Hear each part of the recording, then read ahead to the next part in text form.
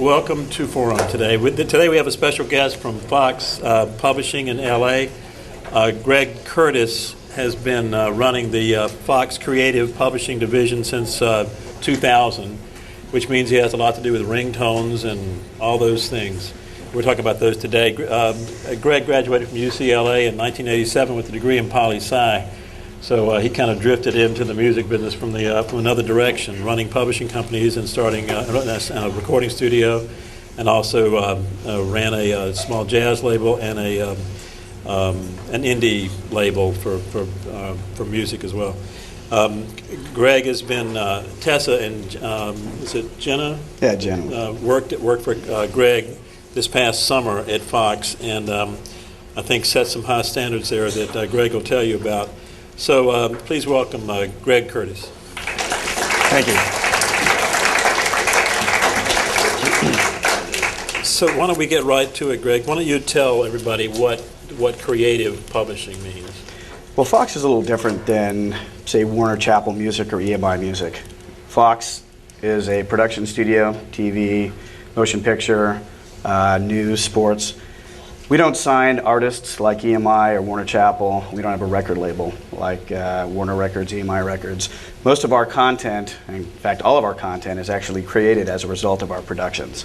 So our catalog primarily contains the underscores from our motion pictures and our TV shows, themes, main title themes from our TV shows like Angel and Buffy and The Simpsons, things like that. Sports themes from our programming like the NFL on Fox, MLB on Fox, and news themes from, I'm sure, the Fox News Channel, which I don't know how many of you actually probably watch, but there's, that is something that Fox Music Publishing, as the repository of all music publishing assets for 20th Century Fox, manages. So what I actually do is I take the copyrights that we control and try to repurpose them or relicense them into other productions.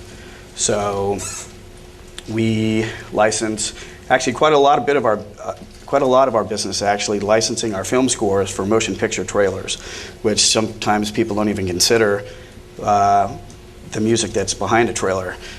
Music is a post-production element for films, so by the time the motion picture is edited and scored, there is oftentimes the marketing campaign will have been in theaters for 5, 6, 7 months.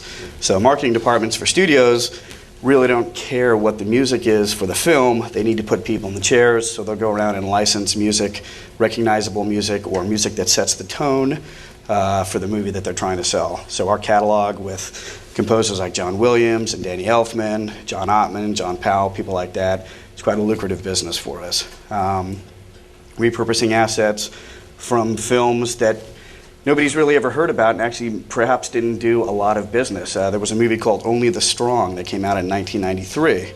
There was a song that came out of there, Zoom, Zoom, Zoom, which is better known as the main theme now for the Mazda car campaign that's been running worldwide for the last 5 years. So we may not actually have made more money than the film, but that one license, especially on a worldwide basis, through synchronization royalties and performance royalties worldwide, has been very lucrative for us. And then, of course, in the last few years, with the explosion of the wireless entertainment industry, we have been very aggressive in ringtone licensing. And that's actually why I'm here in New Orleans this week. There's a convention, the CTIA convention, the Cellular Telephone Industry of America. Basically, all of the cell phone companies, cell phone manufacturers, equipment manufacturers, and content creators, aggregators, or back-end delivery companies are here meeting, discussing changes in the industry, negotiating deals, meeting with people that they do deals with, and kind of planning out the next phase of wireless music products.